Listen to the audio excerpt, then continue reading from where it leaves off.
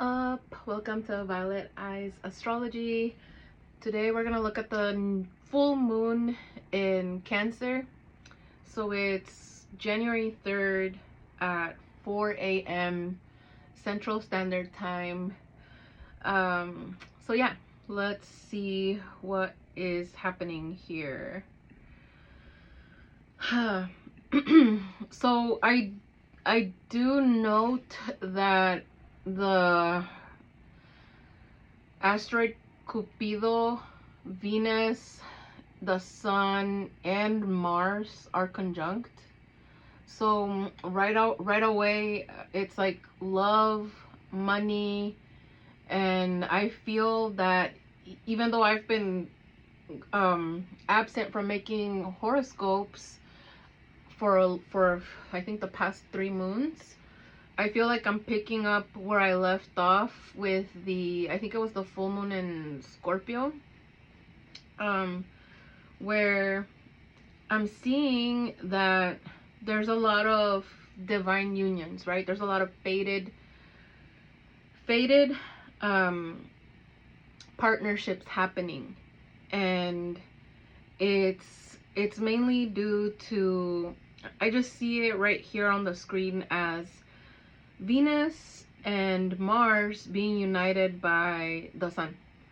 So by each person's desire, true desire, and the fated part comes in because I see that. So it's Saturn dispositing the Sun, right? This big conjunction here with the asteroid Cupido. There's Venus, the Sun, Mars, and then Saturn's conjunct Neptune. So what does that mean? I see it as, it's with Saturn representing work, time, and the deterioration of things, and Neptune being conjunct to it, and Neptune it's dissolving. So Saturn's a little bit strange because it's a lot of restrictions, but it's the decaying of things over time. And I want to connect this moon with the new moon in Cancer, which happened June 25th of 2025. So looking back in your love life, specific love life and money, like money, right? Your job, your income, it's like a workaround from that. It's like not a workaround, it's a review of that time, of whatever happened during that time.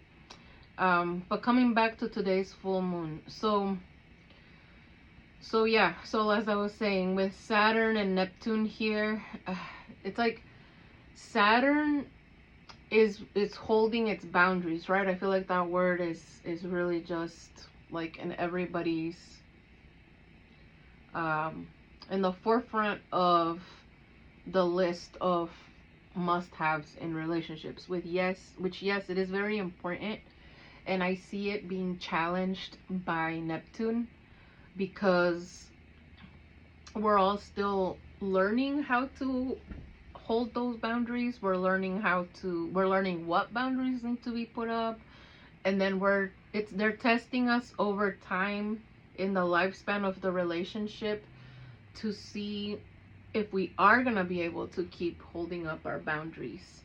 It's always the boundary pusher. Their job is always gonna be to push, try, keep trying, and you as both, really, because we're all gonna be pushing somebody else's boundaries, as well as having to hold our own boundaries up with someone else who's pushing them. Are we pushing boundaries on, like, with malicious intent? Hopefully not. I mean, if you're here watching this video, I feel like you're all about self-development and better, just wanting and desiring a better life, more harmony, self-reflection. But with Neptune also at the anaretic degree in Pisces, it has been causing a lot of confusion. a lot of confusion, because it's really confusion with the emotional, the love, the stability that, like the stability that we usually get through feeling safe, through feeling comfortable. So I do have some, let's see, I have the Neptune transits over here. So Neptune went into Aries March 31st of 2025. And then it went retrograde July 5th, which was, let me switch the charts here. I'll get rid of this. So it went, let's see here. Okay, so let's go back in time and start from the real beginning. So in June 25th, 2025, right? Where were you at regarding relationships, money, job, relationship status? Because here the moon was conjunct Jupiter, right? We have it here in Cancer, and the, you know, new moon, the sun is there as well. So that was the seeding, the planting, and with this full moon today, we are seeing the fruits of that, the outcome. Like, it's been 6 months, so what happened then? So let's take a look here again. So then Neptune was 2 degrees into Aries, so things might have seemed clear regarding any Pisces issues. So that could have been regarding love itself. It's almost like, okay, you know exactly what you wanted, you knew exactly how you wanted it, you felt good, right? Venus was in Taurus here at 19 degrees. Where's this pen? So yeah, Venus was in Taurus here at 19 degrees. Neptune was in Aries. But then Saturn is in Aries conjunct Neptune too, which means now it's almost like the fog moved from Pisces, confusing the love or bringing uncertain love situations or money situations, jobs, and it went into confusing us. Like, it's like, imagine it like you went into it knowing that's what you wanted, and then July 5th you were like, wait, do I belong here? Like, do I belong in the environment that I so desired and wish? And then there's with Neptune and Aries, there could be a lot of with Aries representing the head, the identity, the, you know, the first sign of the zodiac. It's kind of like, okay, now the fog's moved into ourselves. It's almost like we cannot see ourselves here. So July 5th, you could have just been kind of confused about why is it that now that you have what you want, you feel like an imposter, you feel like maybe you don't belong there, you could feel a bit insecure about being able to keep. It's almost like your wish got granted, and now you're wondering if you're gonna be able to keep it. And with all of this close to the North Node, then retrograde 22 degrees, that's, you know, Rahu, that's a lot of like chaos. Like, you're here, you're this is the work that you're meant to do. So it's crazy, because that same Rahu energy is what should make it feel like, yes, this is it, this is where you belong. But the nature of it that's gonna make you belong, that is the nature of Rahu being there, is gonna cause a lot of inner work. Because yes, that is what you came here to do. So it was gonna be really uncomfortable. So you may have found that you possibly ran away from the situation. If not, like, you may have, I don't know, lost that job, or you may have left it out of insecurities that maybe you weren't good enough. And then back then, Mars was in Virgo, right, being disposited by Mercury, who was in Cancer. So this, like, very emotional Mercury, this water Mercury, which was in turn disposited by the new moon, by this whole event, was like making Mars overthink things. Just overthinking every action, overthinking how to act, and realizing, because the South Node was here, right, with close to Mars, it's almost like you want to act differently, but you don't know any other way yet. And that is where I feel the insecurities came from, to where it just made you, with Aries ruling Neptune and Saturn there, it just made it seem like maybe you didn't even belong there. Like maybe you weren't ready. Like it's almost like, oh, you could have backed up a little bit. So then that must have lasted from July 5th till October 23rd. Because October 23rd is when Neptune went back into Pisces.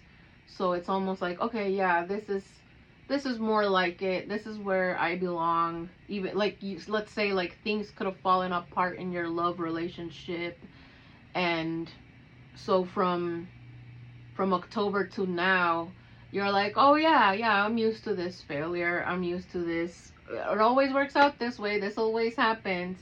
But now with this new moon, I mean with this full moon, so let's switch again here. Oh Lord, just let me get this chart.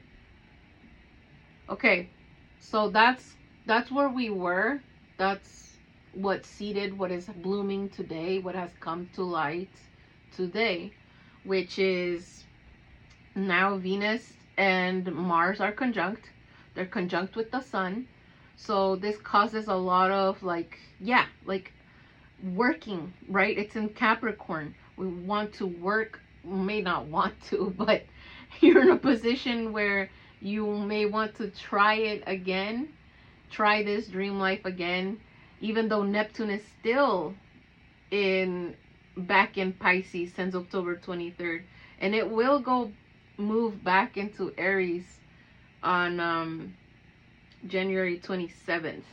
So this is kind of like the universe just showing you how generous it is, and how it's not just gonna send you out there, it's gonna give you another chance. So think of these insecurities and confusions that you may have had from March 31st of 2025 till, from July 5th, 2025 till October 23rd. So July 5th to October 23rd. What were some of the confusion or self-doubt or even like deceptions that you encountered, and it could have been self-deception. Sometimes we don't know if we really want what we want until we're there, till we're in it. So I feel like from October to January 27th, right now that Neptune's back in Pisces, it's kind of allowing you to either adapt and continue with this new place that you started in the new moon, right, in June 25th, or if you're just gonna let it go and surrender, because Neptune is about surrendering. And so yeah, what I see here is it's a lot of it's fate. It really is fate. It's fated. And I feel like, and correct me if I'm wrong in the comments, but I feel like a lot of people, when they come to astrology, they want to be able to either anticipate what's coming, to make better choices. And in this case, with this full moon and Neptune at the anaretic degree of Pisces, I just feel like that's great if we want to do that. Like, try to, I guess, walk through life as perfectly as possible. However, these are the things, like, a lot of the times it's our very challenges, especially in love, relationships, in our career, which shape our identity, that these are the things that make us who we end up being, who we are, that mark us, that needed to happen, and that perhaps if you knew what was coming, you wouldn't have signed up for it. So even though we are taking a look at this astrology, I feel like there's still this Neptunian fog that is not gonna truly let you know what you're heading into. And I think that is a good thing, because maybe you wouldn't go into it if you knew. But yeah, I do want to point this out. So this cluster here with the Venus, Sun, and Mars, it's trining the South Node. So this is like some serious South Node, K2, you know, the nodes of the moon, past lives. This is some serious past life, like, relationship, a past life love, a past life, like, anybody that you're entangled with right now romantically. I would say yes, that there's definitely, you're definitely doing work that was left unfinished in a past life, with the dynamics of wherever the South Node is in your birth chart, and, you know, in contrast to what house is ruling Capricorn, which I'll look at in the horoscopes in just a moment. So yeah, it's all about the boundaries, that the work that we want to put in there, the fate with Neptune, the work with Saturn. And it's, you know, with Cupido, it's almost like you can't help but fall in love. Like, you can't, I feel like it's like a logic versus the heart type of situation here. Where's Mercury at? And Mercury is in Capricorn, so it wants to learn. It wants to understand. It wants to talk. And with Lilith and Sagittarius, it just seems like Lilith and Sagittarius is posited by Jupiter. Jupiter's kind of just expanding these fears, this sense of rebellion, this sense of all things Lilith, you know, wanting to be sovereign. And if you're in a relationship, how could you be sovereign while you're in the relationship? That's gonna be challenges that we're gonna face.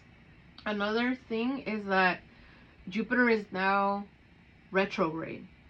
Okay, so it's a lot of reviews in comparison to that new moon in Cancer, where Jupiter was conjunct the moon.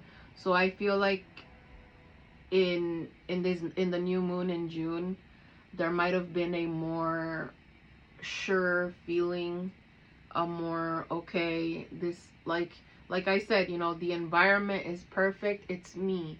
And now with this moon, it's almost like confusion, you know. It's almost like, well, did I make the right choice? Because I don't know, I'm going back and forth, and I'm going back and forth. And that is what is supposed to happen. You are supposed to be reflecting, and it's okay that you may have taken a complete opposite direction to what happened in June, because that's what's supposed to happen. You were supposed to compare the feeling of it, and right now it's time to make that decision if you're gonna stick with it and work through it, right? Because this sun is in Capricorn. If you're gonna stick with it, commitment. Capricorn commits to climbing that mountain, right? The goat going up the mountain, and it's being disposited by the Saturn. And so So yeah, and then Vesta here, Vesta, the asteroid representing devotion, you know, right here with all the love. It's like devotion to the love, and it's a true test of in love or in sickness, right? So another thing is that I can see how for a lot of singles or just people that may have broken up and then are considering getting back together, this does have to do a lot with resources, with money. Venus in Capricorn is, you know, it's frugal, but it likes quality.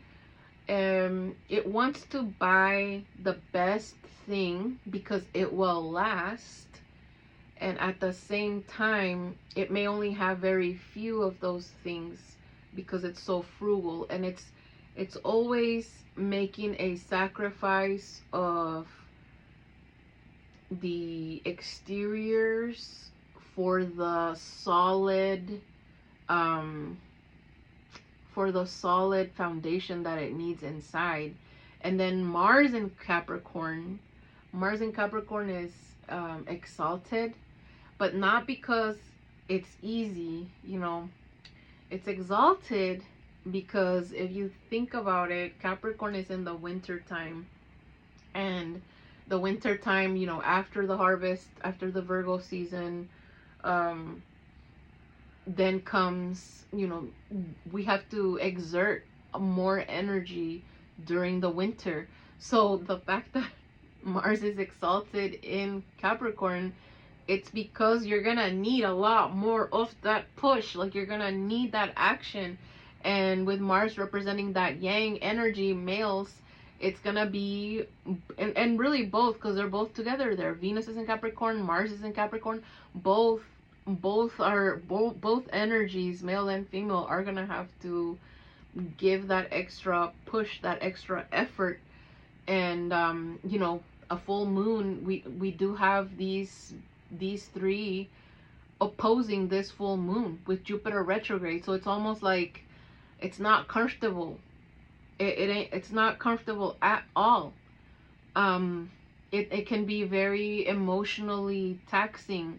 It can be awkward to have perhaps difficult conversations. Mercury approaching them, right? Mercury in Capricorn. And then when it comes to that, there's also a lot of at what point, like, there's gonna be people that do need to open up more, and then there's gonna be people that it's better if you never mention it again and forgive and work through it. So there's gonna be kind of a one of the two, which one are, you know, which energy best describes you. Because opening up too much emotionally with Venus and Capricorn can kill the motivation for the other to go ahead and make that effort, to keep making that effort. So that means that this is gonna really ask a lot of an individual to be able to validate themselves, to be able to truly forgive themselves for whatever happened between July 5th till October 23rd, right? Like the aftermath, like kind of like forgive yourself for this back and forth. Don't doubt your doubt, but rather see it as a needed revision. Like, you know what, I needed to test what that timeline was gonna look like, and I changed my mind. And I maybe you took on a timeline that you were more comfortable with the South Node in Virgo. Like, yeah, you might have been overwhelmed with all this confusion that Neptune brought too. People could have felt overwhelmed with all these new energies. So right now, it's almost like the money situation, like your financial situation, housing situation too, with the moon representing homes, women, emotions, feelings, and then Jupiter retrograde. It's almost like all of this stuff is in review, and it's like expanded there with Jupiter, and it's opposing the sun. It's like being lit up. It's almost like, okay, what really happened with all those themes that we're now having to work, Saturn, that we're having to work through, and where are you gonna need that leap of faith from here till the end of January, because Neptune is there. Like, where do you need to take that leap of faith in your life regarding love, money, family, your emotions, like trusting yourself, trusting that you're making the right choice without having any guarantees, trusting that it's the right choice for now, rather than getting caught up in too much planning ahead. Because with Mercury in Capricorn, that can happen. Like, you want to make sure that everything's gonna be fine. You want to make sure that you're making, you're assessing and calculating. Mercury in Capricorn is calculating, assessing every like, is everything gonna be okay? Is it, if I make this choice versus this choice, which, and it's just, you're really gonna have to trust your needs. You're gonna have to be okay that you have those needs. You're gonna have to be okay that whoever has the needs, the resources that you need, is going to reciprocate that hopefully you have something they can also give you. There's a lot of worries here about exchange, about an equal exchange, and it's with family, it's with your living situation, living with family, living with people, and it's a lot of having to just trust that we are needed just as much as we need others, and that although we may not have the same thing that they are giving us, that we do have something that they need. So there's also gonna have to be kind of like stepping aside from the ego to be able to ask for what you need and expressing it and choosing that path regarding love. And it might seem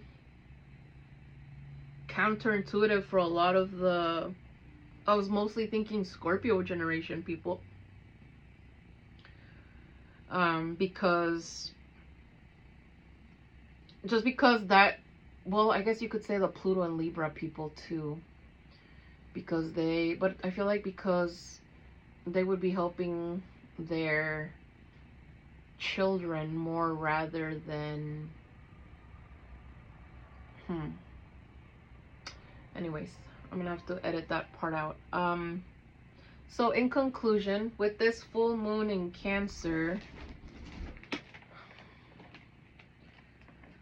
just what I want to say is,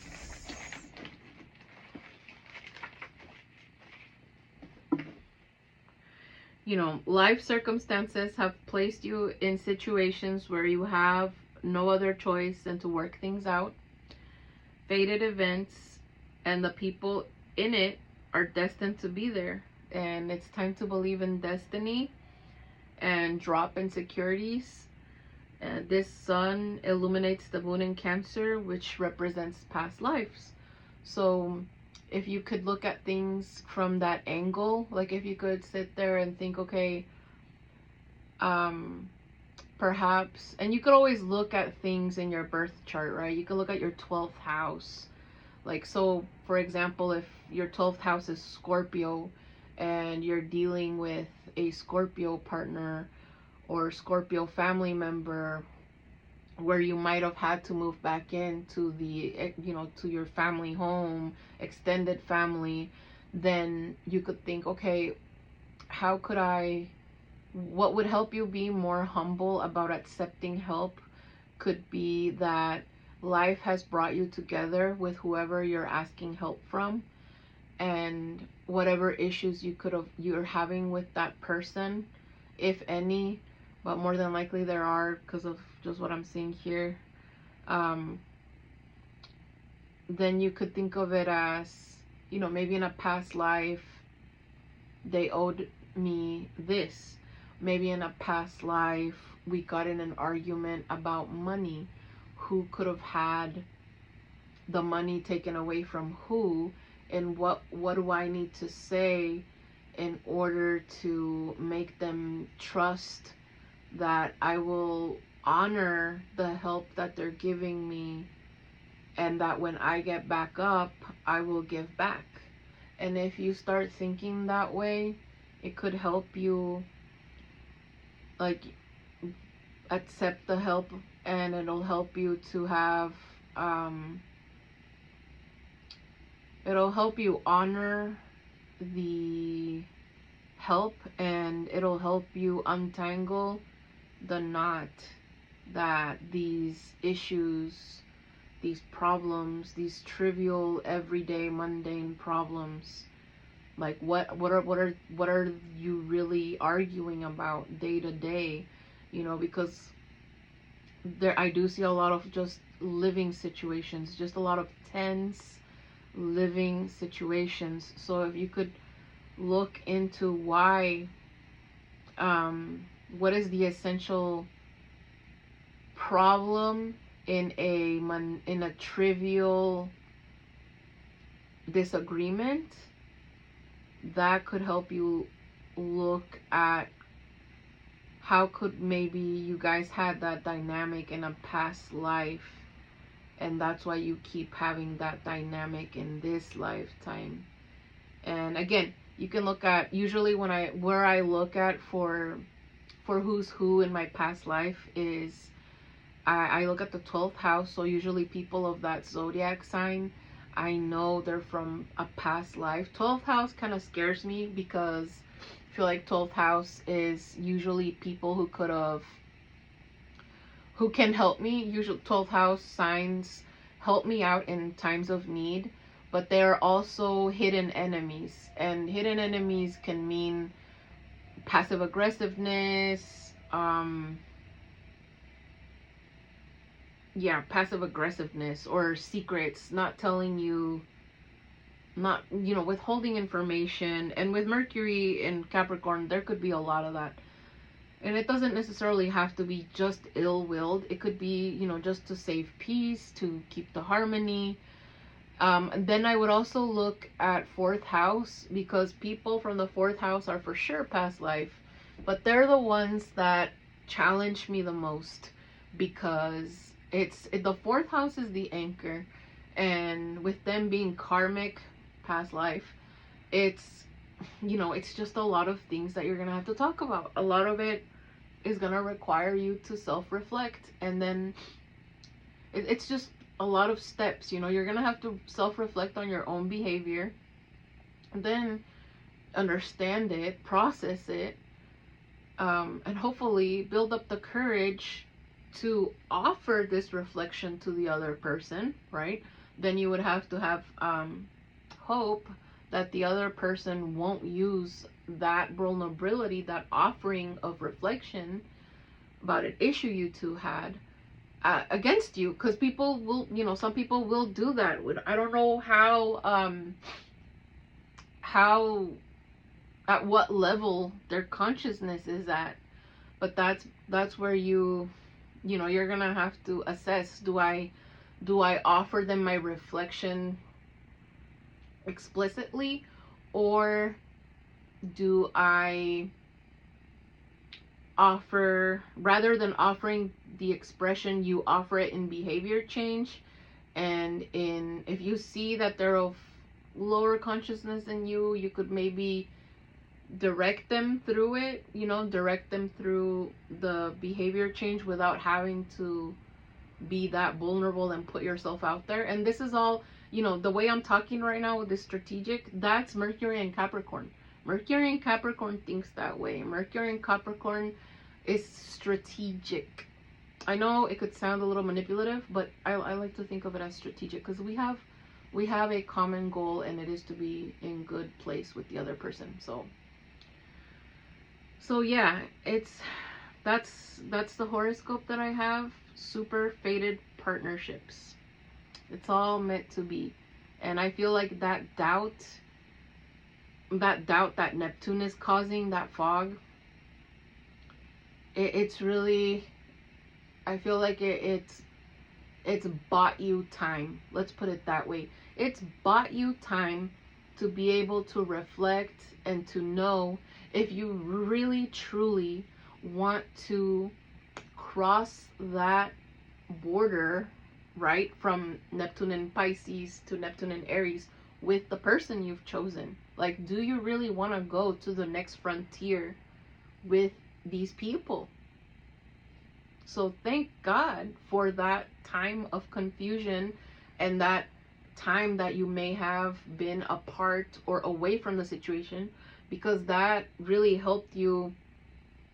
It's almost like, okay, you got one foot in, one foot out. Which one do you like, you know? And that's something to be grateful for amongst all the foggy confusion. But yeah, the clarity is coming in for sure. This full moon is definitely illuminating a lot. Just beware of fears. You know, your fears with Lilith being disposited by Jupiter, not conjunct, but Lilith disposited by Jupiter, and Jupiter so close to the moon. It's just, you know, everything's gonna get super big, super large.